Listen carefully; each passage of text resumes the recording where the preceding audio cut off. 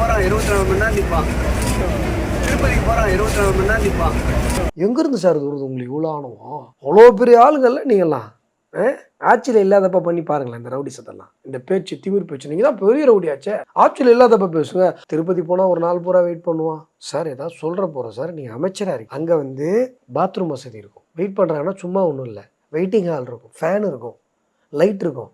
புரியுதா உங்களுக்கு? அடிப்படை வசதிகள் எல்லாமே இருக்கும். தண்ணி, உணவு எல்லாம் இருக்கும். அவங்க வெயிட் பண்ணுவாங்க. நீ ஒன்றுமே சொல்லாமல், எந்த அறிவிப்புமே இல்லாமல், ஒரு ரெஸ்ட் ரூம் பாத்ரூம் கூட இல்லாமல் மக்களை பூட்டி வச்சுட்டு நீ ஜம்முன்னு ஏசி காரில் வந்து இறங்கிட்டு திருப்பதினா வெயிட் பண்ணுவோம். என்ன ஆணவம்? எங்கேருந்து சார் இது வருது உங்களுக்கு இவ்வளோ ஆணவம்? அவ்வளோ பெரிய ஆளுங்கள்ல நீங்கள்லாம் ஆட்சியில் இல்லாதப்ப பண்ணி பாருங்களேன் இந்த ரவுடி சத்தெல்லாம். இந்த பேச்சு திமிர் பேச்சு. நீங்கள் தான் பெரிய ரவுடியாச்சே. ஆட்சியில் இல்லாதப்ப பேசுங்க. ஆட்சியை வச்சுக்கிட்டோம் சார். நிறுத்துங்க சார். சினிமா டைலாக் எடுத்துகிட்டு வந்து காட்டுவீங்க. நான் சொல்கிறது அரசியல். சேகர் பாபு சட்டசபையில் அறிவிக்கிறாரு. அவரே சிக்கந்தர் மலன் மென்ஷன் பண்ணுறாரு. அவர் பேசாமலாம் இல்லை. அவர் தூக்கி வாரி கொடுக்குறதுக்கு தயாராகிட்டார். அறநிலைய அபகரிப்புத்துறை.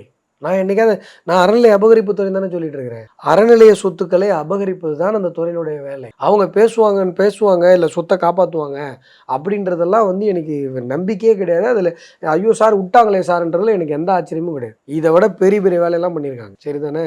அதனால் அதெல்லாம் சொல்லாதீங்க. அவங்க வேலையே தான் இந்து தர்மத்தை அழிக்க வேண்டும்.